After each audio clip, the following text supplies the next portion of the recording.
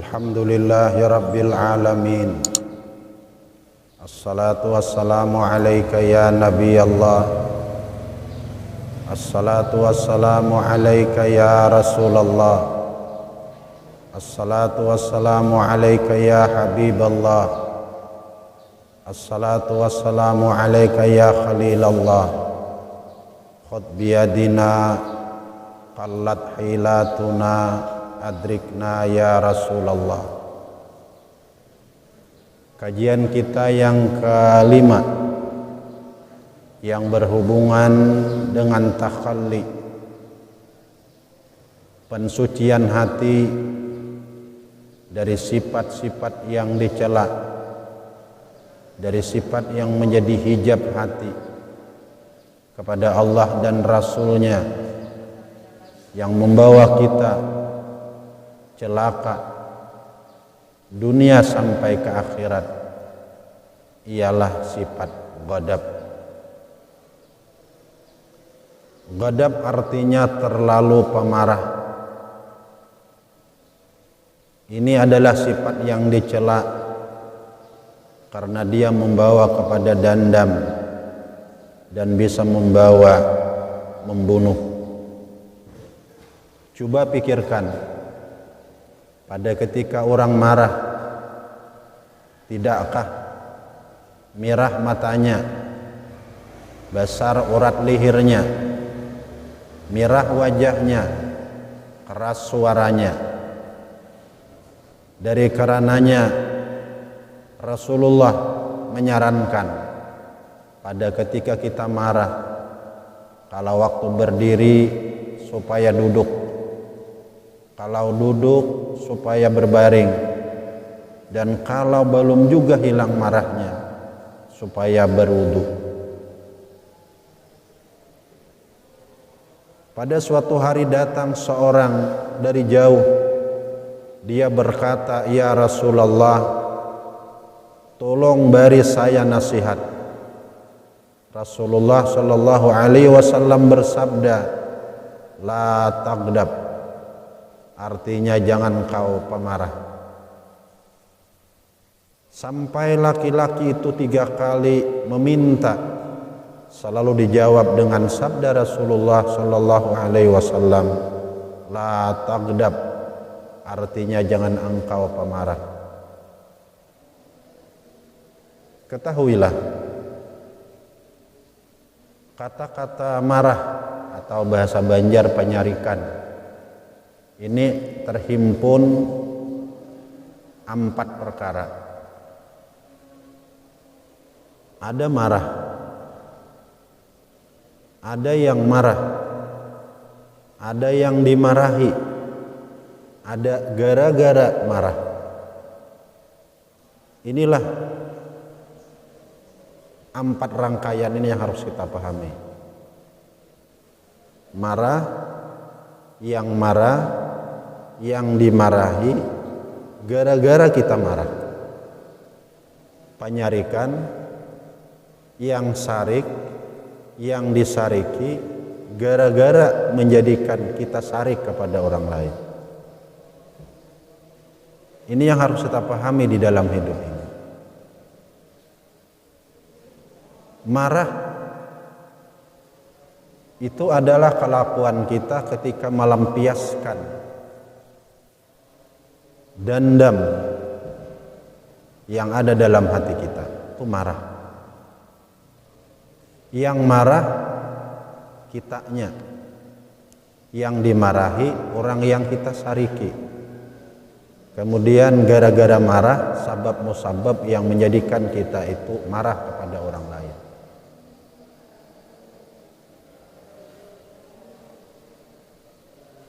Di dalam agama Islam, agama yang kita peluk sekarang, kita diperintahkan oleh Allah, diperintahkan oleh Rasulnya supaya menahani marah. Karena marah itu sebelumnya adalah ada gara-gara, ada sabab musabab kita jadi hati kita kada nyaman. Karena ada gara-gara itu timbullah di situ hati kita kasal. Nah, kasal ini adalah kada nyaman hati ketika kita berhadapan dengan sabab musabab gara-gara kita diperbuat oleh orang lain kepada kita. Gara-gara itu terjadi, nampak di depan mata kita. Pertama, orang yang awam seperti kita tahani kasal, kada nyaman hati ketika kita diperlakukan oleh orang lain yang tidak sesuai dengan nafsu kita. Dihinanya kita, dihinanya anak cucu kita, dihinanya istri kita, diambilnya harta kita, direndahkannya martabat diri kita. Ini gara-gara orang yang menghina kita itu adalah orang yang calon kita marah. Pada ketika itu, maka yang pertama yang kita ambil sikap adalah tahani kasal.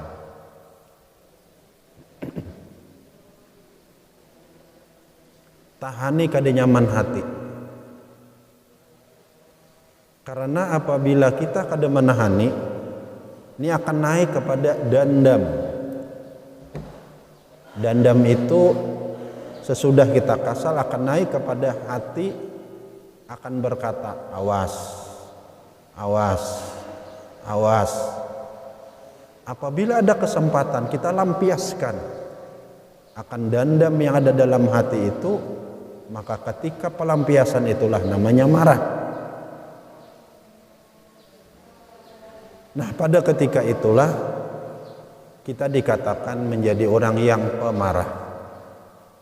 Tapi ketahuilah, marah tidak boleh hilang dari kita. Hal ini kita berpandasikan kepada Nabi kita Muhammad sallallahu alaihi wasallam. Nabi kita Muhammad tidak pernah marah karena dirinya. Sekali lagi, Nabi kita Muhammad tidak pernah marah karena dirinya. Tetapi beliau sangat marah idza untuhikat hurumatullah, apabila dilanggar hak-hak Allah.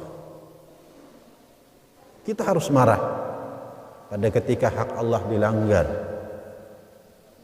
Tetapi kita tidak boleh marah pada ketika yang berhubungan dengan diri kita diinjak orang lain. Anak istri kita dihinakan orang lain, harta benda kita dirampas, diambil oleh orang lain. Disinilah kita harus menahan marah, tahani kasal, tahani dendam, tahani marah. Inilah firman Tuhan, wal qaziminal ghaiz. Orang mukmin yang sempurna adalah sifat yang pertama, menahani marah.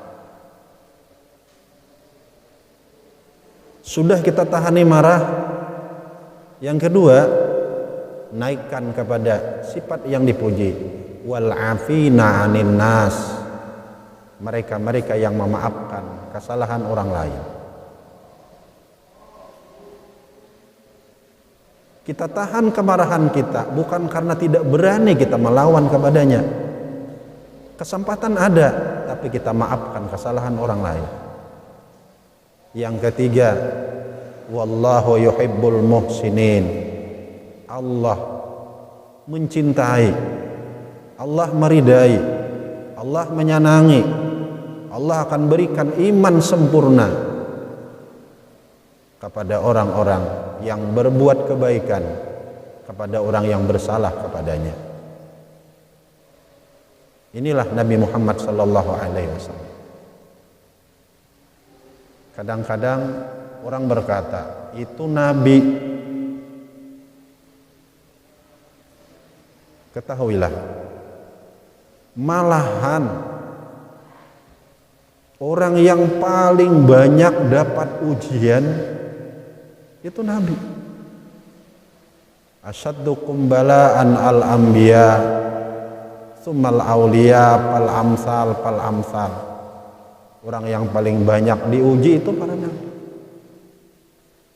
kemudian para wali, kemudian yang tak ke bawah dan tak ke bawah. Padahal mereka sudah bergelar Nabiullah, Rasulullah, Khalilullah, Habibullah.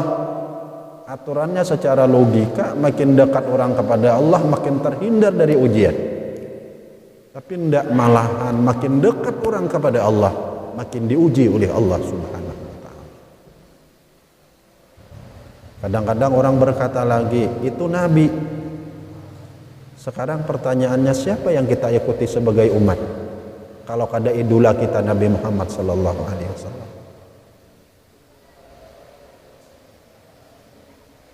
Qul in kuntum tuhibbunallah fattabi'uni. Padahal Muhammad kepada umatmu semuanya, jika kalian cinta Allah, tidak ada tawar menawar, jalannya ikuti aku.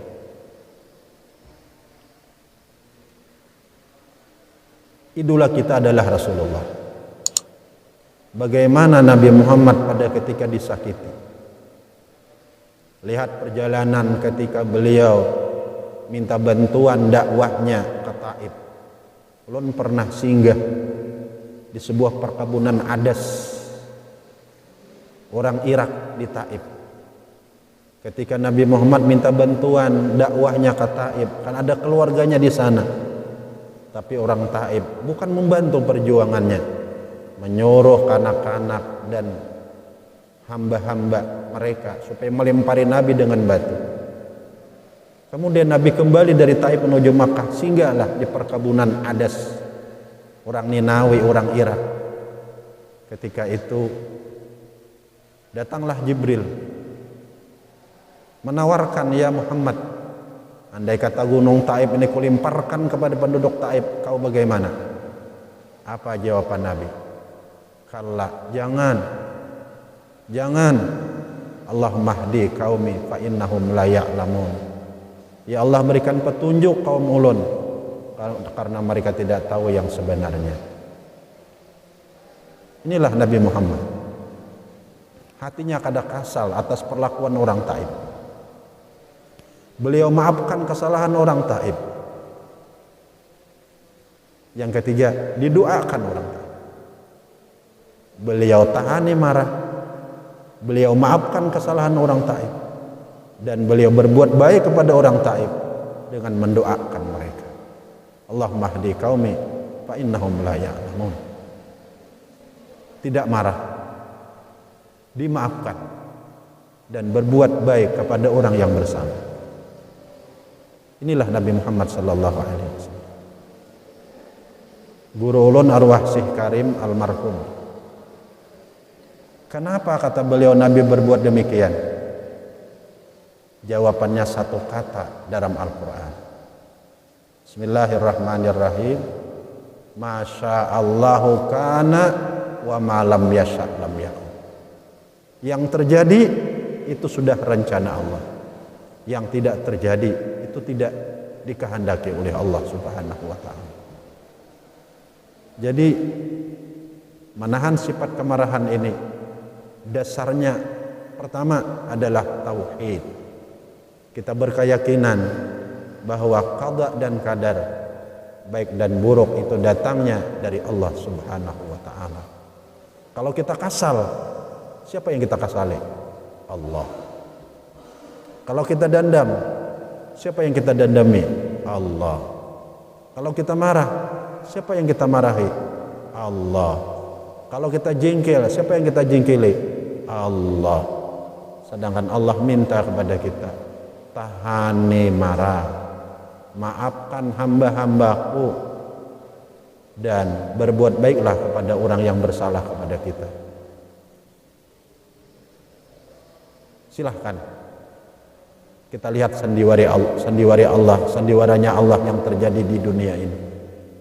Semuanya adalah hanya sandiwaranya Allah. Tujuan Allah tidak lain. Kalau ketika kita berhadapan dengan sesuatu yang menjadikan kita marah. Dalam tasawuf hendaknya kita berburuk sangka kepada diri. Barangkali ini terjadi kepadaku, dikuyaknya aku, diambilnya hartaku, dihinakannya keluargaku. Barangkali gara-gara aku kurang kenal dengan Allah, gara-gara aku kurang cinta dengan Allah, gara-gara aku kurang ibadah kepada Allah, gara-gara dosaku. Mudah-mudahan ini semua siksa yang dicapatkan Allah di dunia, dan mudah-mudahan ketika aku hendak mati sampai ke akhirat aku tidak disiksa lagi oleh Allah Subhanahu wa taala. Sehingga tidak ada dari musibah sekecil apapun, termasuk kalimpanan, hendaknya kita berburuk sangka kepada diri. Barangkali ini gara-gara dosaku. Mudah-mudahan ini adalah sesuatu yang dicapatkan siksaannya ketika di dunia, dan ke akhirat aku bersih, tidak disiksa lagi. Sehingga kita akan bisa mengatakan alhamdulillah. Itulah yang dimaksudkan kita hidup. Alhamdulillah selalu ada di mulut kita, sebagaimana yang selalu kita baca, innaka hamidum majid. Ya Allah, kau selalu ulun puji. Ketika ulun bahagia, kau ulun puji. Ketika ulun berduka, kau ulun puji. Karena semuanya adalah kembali kepada ulun, ya Allah. Innaka hamidum majid. Ketika ulun dihina orang, barangkali siksaan yang kau capatkan di akhirat ulun kada lagi, alhamdulillah. Ketika ulun dipuji orang, orang memuji engkau, alhamdulillah. Hindari kemarahan, tahani kasal, karena dengan demikian itu adalah mahar surga yang paling murah kita kerjakan. Dengan orang marah, dengan orang berbuat salah, dengan orang mencaci maki kita, berarti orang mentransfer amalnya kepada kita, atau membersihkan dosa kita, atau meninggikan derajat kita di sisi Allah Subhanahu wa taala. Sekali lagi, maafkan kesalahan orang, hindari marah, maafkan kesalahan orang lain, kemudian berbuat baik kepada orang lain. Dalam hadis Nabi kita dijelaskan bahwa orang yang memaafkan akan kesalahan orang lain, padahal dia mampu membalasnya, maka akan dikatakan kepadanya di akhirat, masuklah kau ke dalam surga yang mana saja kamu mau. Allahu Akbar, luar biasa.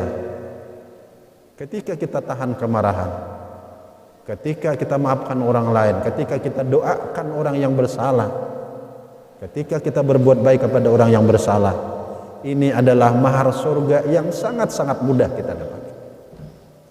Mudah-mudahan Allah berikan petunjuk kepada kita. Walhamdulillahirabbil alamin.